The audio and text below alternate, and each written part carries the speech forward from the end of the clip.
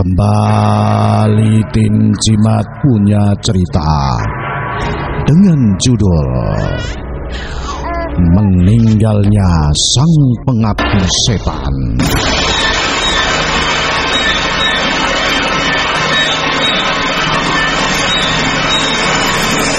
Meski hidup di dunia modern, masih ada orang yang kuno dan kolot. Tak heran bila sampai sekarang kasus gendam, guna-guna, dan santet masih meluas di masyarakat. Terlihat memang agak tidak masuk akal, tapi memang begitulah kenyataannya.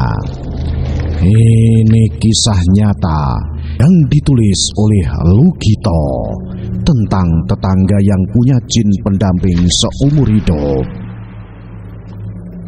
Betapa bahayanya kalau pakai jin pendamping untuk melindungi diri. Benar-benar sudah berpaling dari Allah. Ini bukan untuk membuka aib, tapi untuk pengetahuan kita semua. Ini kisah tetangga yang mengamalkan ilmu hitam. Suatu hari sang tetangga yang tinggal sendirian sedang sakit. Orang-orang menemukan dia dalam keadaan tidak sadarkan diri di dalam rumahnya.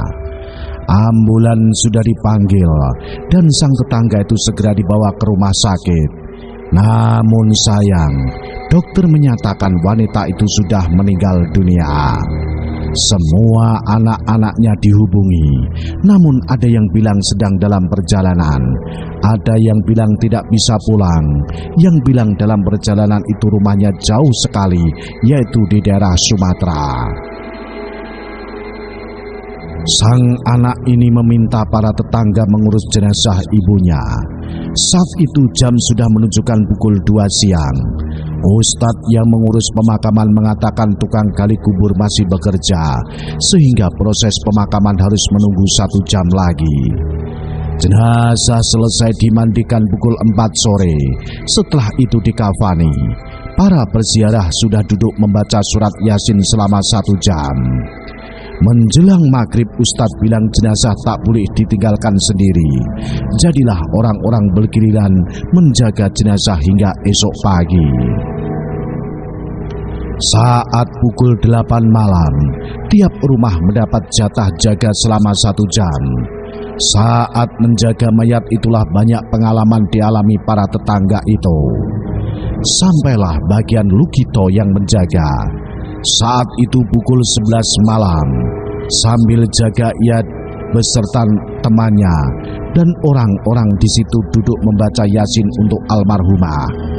Tiba-tiba mereka merasa merinding. Jenazah seperti beralih dari menghadap arah kiblat. Dia mengaku melihat jelas gerakan si mayit sehingga mereka melompat keluar rumah karena takut. Tapi ibunya Lugito mencegah mereka agar tetap di tempat karena amanah menjaga jenazah almarhumah. Ibunya Lugito minta mereka membetulkan arah-arah jenazah dan orang-orang masuk lagi memberanikan diri mencoba mengarahkan jenazah menghadap kiblat. Mereka mendorong bagian tengah tubuh jenazah. Tiba-tiba tali kafan terputus.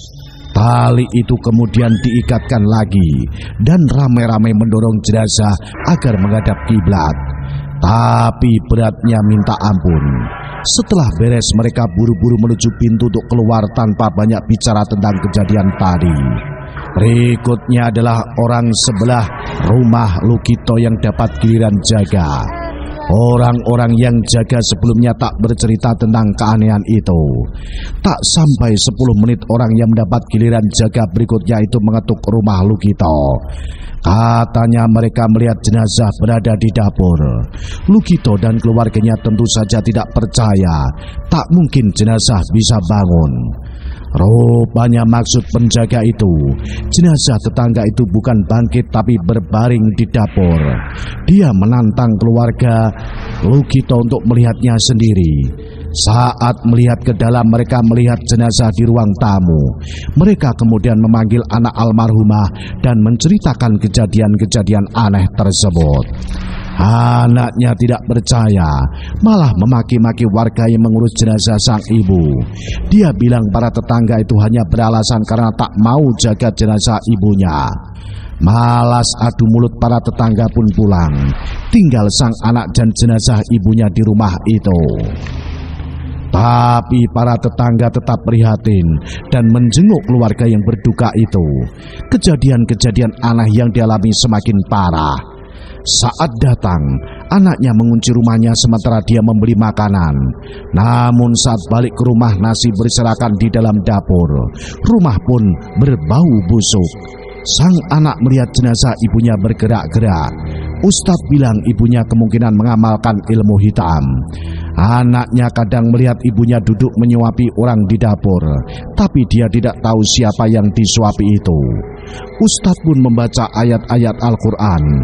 Begitu tali pocongnya dibuka, semua orang terkejut.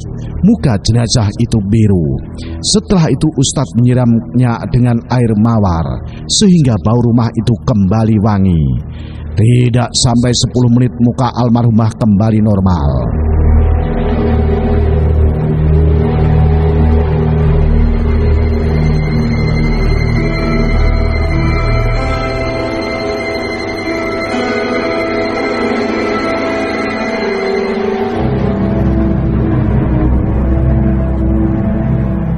Esok paginya, Lukito tidak ikut mengantar jenazah ke kuburan, tapi mendengar cerita anaknya membakar semua benda milik ibunya.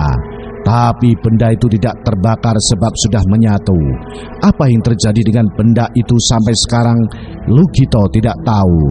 Tapi memang